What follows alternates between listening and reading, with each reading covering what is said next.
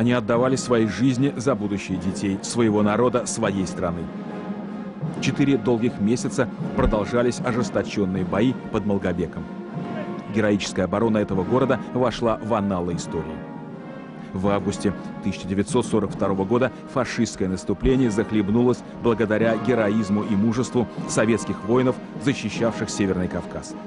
И неважно, какой они были национальности, вместе они победили. А город Малгобек стал городом воинской славы. За беспримерный подвиг это почетное звание ему было присвоено указом президента России. Один из моих самых счастливейших дней – это то, что наш народ ждал почти 65 лет. В 1942 году город Малгобек получил орден Ленина за снабжение фронта нефтью. Представляете? И труженики тыла, и ополченцы, и армия вместе все защищали нашу страну.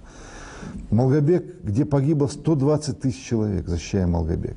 Малгобек – это город, который остановил продвижение фашистов на Кавказе. В числе приглашенных в Кремль на торжественную церемонию, посвященную присвоению Малгобеку звания города воинской славы, был народный артист СССР Владимир Этуш. Он принимал участие в боях за город Малгобек.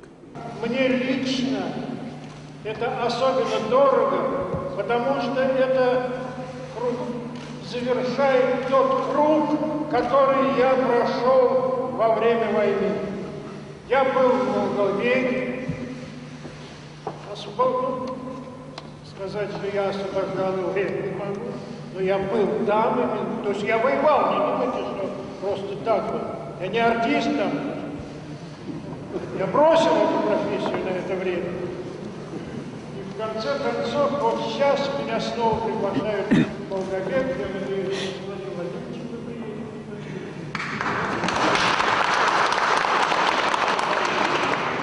И это совершит тот круг, который я пройду в своей жизни. Спасибо, президент. Владимир Этуш в юные годы добровольцем ушел на фронт. Его путь на войне прошел через Малгобек. Он был в числе тех, кто обратился с письмом к президенту Путину о присвоении городу почетного звания. Его рассказ очевидца и участника ожесточенных боев за каждый клочок земли славного города нашел отклик у президента России. Малгобек в моем сознании – это огромная гора, которая была испещрена снарядами и трупами. Советские войска не пустили немцев туда. И как раз произошла победа под Сталинградом, мы их не пустили, и туда тоже, и разбили там, и вот эта вся история с Паулюсом, фельдмаршалом, которого пленили. И они начали оттуда бежать, а мы их начали подгонять с Кавказа. К этому времени я был уже связан с ингушами, поскольку у нас была студия, и я ее дал, и я принимал участие в обучении этой студии. Это был ректором, я просто способствовал тому, чтобы мы приняли ингушей. Сейчас это театр в Ингушетии, поэтому я с ними связан. Я очень расположился к Зязикову. Мы провели некоторое время вместе, мы были вместе в Кремле, когда я тоже там говорил речь. И пригласил Путина поехать со мной в Малгобек. Когда закончился это самое, он подошел, значит, мы едем в Малгобек?